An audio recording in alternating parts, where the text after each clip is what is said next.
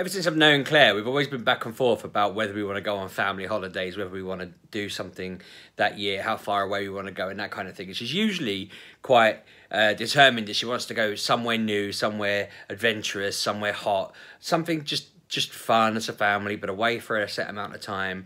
And I got to admit, I've always been a little bit like, okay, I'll go because it's the thing that you want to do, or I'll go because it's the normal thing, but I've not quite really felt it. Or, you know, it was very odd to me when we went on an all-inclusive holiday a few years back, because it was like you go sit in a hotel and you don't really leave and you don't really do much. And it was nice, but it was just a bit odd because I felt like, we could have probably got a lot done at home. And I always used to have that niggling kind of feeling about it. So then last year we were trying to find a holiday, and I'd been away to like a forest trip with my mates where we stayed in a nice cabin, and it was really expensive when I looked to take the kids there. Whereas when we'd gone, it was in like work periods, term time. The kids were at school. I went with my mates for a couple of days, and it was really cheap because there was no kids about. So I was gutted. I was like, this is outrageous. I can't afford this. So I think I kind of went the opposite way and ended up bloody booking the trip to Disney and doing that instead. And which is kind of a mental reaction to, this is expensive. I know what I'll do. If I'm going to spend that much, I'll go nuts and go all the way overboard. So this year when we looked at options, I was not nervous, but I was thinking to myself, I don't really want to just kind of go and sit in a hotel for 2 weeks and put on 4 stone. I don't want to spend 2 weeks just eating my weight in food, drinking loads of, you know, free bath drinks because they'll be included and all of that stuff, and just generally chasing after the kids around the pool and worrying about what they're getting up to and whatever. So I was trying to think of a good suggestion that would kind of meet my need and meet the needs of everybody having a good time. And I started floating. I think I mentioned it on a video before. I floated the idea to Emily first off. I said to her, if you could pick 2 things to do, and we had a 10-day setup where every member of the family got 2 days devoted to them, what would you do? And what do you think everyone else would pick? And she came up with some cool ideas, and we were chatting about it, and I was quite impressed. So I floated the idea to Claire. But oddly, as I was ready to float the idea to Claire, she said to me, I don't really want to go on a big holiday this year. I'd rather do little things. And I said to her, funnily enough, I've already had the conversation. I was already preparing in the background to convince Emily round to my idea so I could tag team and 2 against 1 and say, look, this is what we want to do. And before I even got the chance, Claire said, no, that's a great idea. I want to do that. So we've been quite excited. I was laughing at Kev's video in the week where he called a family meeting to discuss it, because I kind of thought, who calls a family meeting? But coincidentally and not intentionally, we basically just had one upstairs where I was standing between Emily's room and Oliver's room, back onto one another, and Claire was putting Oliver to bed, and I just finished talking to Emily and putting her to bed. And I mentioned in passing that I knew what Emily wanted to do, but I didn't know what Ollie wanted to do. We ended up talking about ideas. So I thought, I'm going to talk about them on a video, because A, whilst you've all got at least one idea, there's 3 gaps, and I'm hoping it was 4 gaps, but I've had an idea for one of the gaps, and I'm wondering if anyone has any suggestions. But B, I just thought, you know what, these are cool places. I've been to a few of them, and I can talk about them on a video. So the big one that instantly, I think Emily scored an own goal here, a massive own goal, because Claire said, I want to go to Harry Potter World. Emily, do you want that to be mine or yours? And Emily went, my day, it's my day, it's my day. I want to go to Harry Potter World, that's my... And I thought, that was an epic own goal, Emily. You could have just said, yeah, it could be your day, that's cool. And she could have had a spare day, but she didn't. So that's Emily's day. But we're all excited. We're going to go to Harry Potter World at one point or another, and I'll film while I'm there if they allow it. I assume they do. But that's quite exciting. We've never been. I think Kev's been, and he said it was epic. The kids loved it. It seems to be quite expensive. I mean, the tickets don't look too bad, but it's from everything I hear, it's like an arm and a leg to do anything in there, and we're not going to buy robes and wands and stuff because I just don't want another mortgage, basically. But apparently it's well worth doing, and I'm excited. So advice on that would be great, because I don't really know much more than that. That's not one I really need to go into great detail on. I'm assuming it's Harry Potter-y stuff. It's not too far to go. We're all interested. Ollie was kind of like, I don't really want to do that. But we're like, well, you have to, because it's Emily and Mummy's day, and you'll be fine. So to entice him round, I suggested that we take him to Legoland, because he's obsessed with Lego. There's loads of it there. So that's an interesting one, because we have been there before. He said, I've never been. And we're like, Ollie, you went like, I mean, it was 3 or 4 years ago. He was very little. He didn't want to go on any of the rides. He didn't want to like, well, the big rides. He found the submarine a little bit scary. We were reminiscing about it upstairs, and I'm pretty sure that when we went, somebody stole the spare tyre off our car because we had it when we left, we assume. It didn't fall off anywhere. We pulled up at my mum and dad's, and my dad said, "Your tyre's missing off your car." And and it was really obvious that it was missing. There was like a bit hanging down underneath the car where someone had jerried it open and nicked it. And we would have noticed. I think it was so obvious we'd have noticed on the way. So we're convinced that when we went there, somebody basically went under our car and nicked it. But otherwise, it was a really cool day, and I feel like taking Ollie there now. He's obsessed with Lego, would be a great idea. There's nothing really to go into with that either, is there? It's just epic. It's just brilliant. I think they're older now. They'll go on some of the rides. I think Claire and I went on the big Dragon roller coaster on our own because all the kids were too small at the time. I don't even think Ben was born.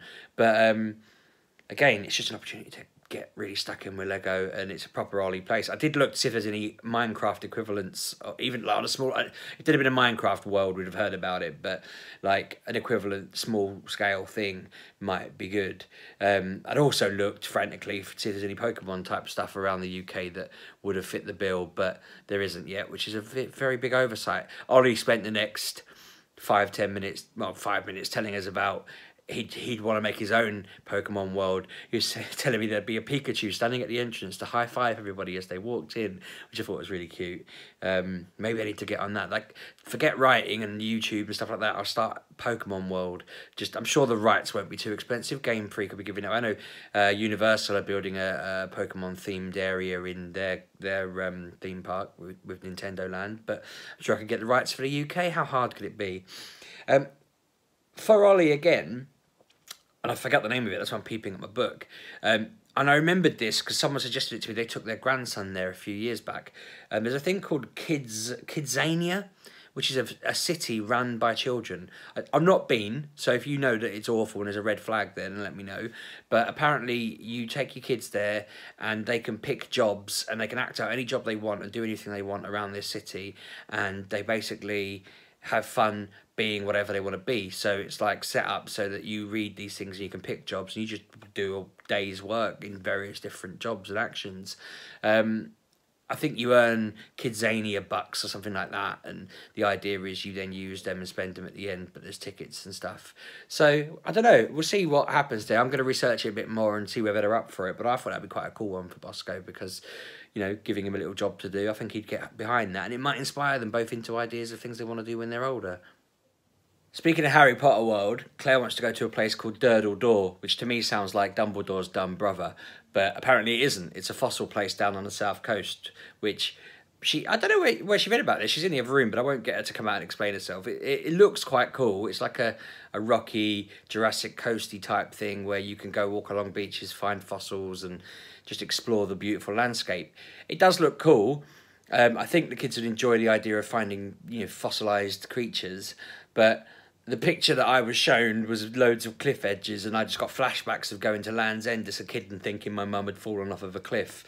She'd gone off on this rocky bit to have a look around, and I think I was getting flashbacks then of Harold Bishop from Neighbours falling off of a rock and disappearing off into the water, and Madge shouting "Harold" into the distance as he kind of disappeared. And I couldn't find my mum and just assumed she'd fallen in, and no one seemed to be worried and looking, and I was freaking out. So seeing this picture of Durdle Door, I was like, I said to Claire, the only way I'm going there without anxiety medication of some kind is if I can literally tie a rope around Oliver's waist and tie him to me, because as long as I know he's tied to me and Ben's in his pushchair, I'm pretty certain that Emily and Claire won't go over any cliffs. They're sensible enough not to do that, but me and the boys, we're stupid. We need to be looked after. So I'm hoping that I've got it all wrong and that just that one picture is high up because it was a good place to take a picture. I'm hoping that there's more to Durdle Door and it's more flat and by the sea. And I mean, I don't think I'd be as worried if it's higher cliff edges and there's only water over the edge, but it looked like there was just rocks and more rocks in this picture, and that freaked me out a bit. I've explained myself enough. That seemed like a cool idea. That seemed like an out-of-the-box thing, because so far I've named popular theme parks in the UK. And One of the other ones on the list is Alton Towers, which I'm surprised to say I don't think Emily's ever been to. But if she has, it was before Oliver's time. I've been there so many times with my friends. All my memories of that place are with them. I think I maybe went with family very recently, sorry, not very recently, sorry, very long ago, I meant to say, like 6-7 years ago, maybe slightly less, and I was quite, I don't know if it was when I was on antidepressants or what, but I remember generally just being the bag holder for a lot of it, so it wasn't that fun. So I thought going back there with the kids would be awesome, but again, I think Ollie wouldn't want to go on anything, any of the major stuff. We're at that kind of, like we were at Disney, where Emily will want to go on Oblivion and all the stuff that, and Nemesis and stuff like that, if I assume they're still there. And I'll be up for that. But I think Ollie will not want to go near any of it, and Ben will not want to go near any of it because he's a baby. So we'll have to make sure we go on a warm day so we can go in the water balloon park bit and throw water balloons at people. My best memory of going there is playing on that water balloon fighting bit and somebody shouting something like "get him" about me to one of my friends, and I just turned and started pelting the audience with water balloons, and it was brilliant because at first the people watching the ride didn't know how to react, and then the people watching started getting water balloons and throwing them back at us, and we ended up having a war that had completely flipped it. So I mean, Alton Towers is a great place. I'm surprised it's not more universally famous. Like, it's the Disneyland of the UK, damn it. So we're up for that. That was Emily's second pick. Well, she said a theme park, and I asked her if that's the one she meant because I don't know, Chessington's not as good, is it really? I'm now pondering. I suddenly thought Kev's talked about a lot of these before, and I'm wondering whether a Merlin pass might be in order, but I don't know whether that's too expensive. Might have to check that because that's suddenly popping into my head as an option. The big one for Ben, it's a no-brainer. Peppa Pig World. We took Emily there when she was 3, 4. She must have been 4 because Claire was pregnant with Ollie. So she'd have been 3, 4-ish.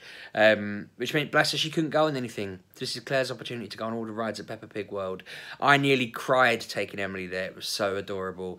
I remember taking her into the Peppa Pig World and she saw Susie Sheep and she was like, "Susie!" And she got really hyperactive, excited, trying to get to see Susie, and I could just feel the tears and all the big songs playing over, and I just thought, this is insane. This is like Emily Wonderland. She's mortified at that now. I feel like she'd be the angry one at Peppa Pig World. She'd walk around there bossy and angry and like she hated the world and she didn't want to be there, but deep down I think she'll see Susie Sheep and she'll melt a little bit. Her heart will thaw and she'll be a kid again. Ollie was a little bit sceptical at the thought of going to Peppa Pig World, but I did say there is Dinosaur Land next door, which we've got pictures of me there when I was like younger than him, or his age or whatever, with the dinosaurs and all sorts. It was the same ones when we went with Emily. My mum showed me pictures and there was the same blooming statues there of dinosaurs, the same ornaments, whatever they are called, big sort of plastic things. So they haven't updated it, but I don't think we went on any of the big stuff when we went there because it was me, Claire, and little Emily. So, again, she can go on the big stuff, Ollie can go on the middle stuff, and Ben can go on the baby stuff. That's another great park that's well set out for people like us. I suck because the only idea I've had so far doesn't really work over summer. And I'm not really sure what I want to do. I said to Claire, I'd love for all of us to go to the new Tottenham Stadium if it opens this century. I'm not too worried if it doesn't, as a side note about Tottenham, but I love the idea. We went on a tour of the old stadium just before it got knocked down. Well, they'd knocked down a little bit of it, actually, because when we went there, this corner bit had gone. But I mentioned on LinkedIn at the time that I wish I could have taken my daughter. It was in a group, and I mentioned I wish I could take my daughter before I knocked it down. And this woman got in touch and said, "I do the tours. Why don't you bring your family down?" And I said, "Can I bring my dad? It's his birthday at the weekend." And she was like, "Yeah, do it." So we all went down and we had a tour of White Hart Lane. And it was brilliant. And the kids loved it. And they like Spurs more because they've been there. And they got to shout, "Come on, you Spurs." And it echoed around and all of this sort of stuff. And so I kind of thought, well, the new stadium's coming up. I imagine tours of the new stadium will be massively expensive and difficult to do. But we'll have a look at that. If that's an option, great. If not, a game would be epic. It is something we can't really take Ben to. I don't think it'd be appropriate to take a 1-year-old to a Premier League match. But it'd be a great way to cement Emily and Oliver in as Spurs fans for life, which is probably a mean thing to do, but it's on my list as the #1 thing I would like to do that I could think of in the UK.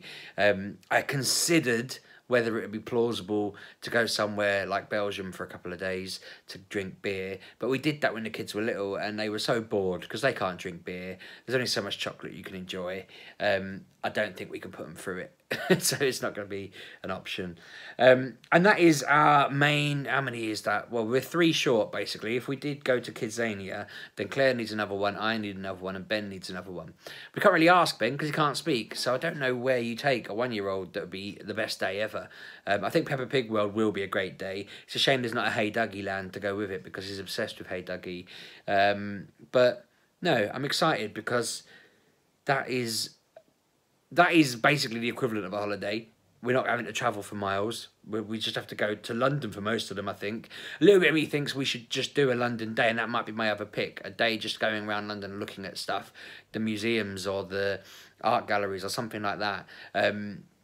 Ultimately, looking down the list, I don't think we're saving much. I think if I totted up the cost of each of them and what the equivalent was, we could probably just do a 10-day holiday at an all-inclusive hotel and sleep for 10 days. But at the moment, I'm quite excited that we've set out this kind of holiday we're going to do in snippets.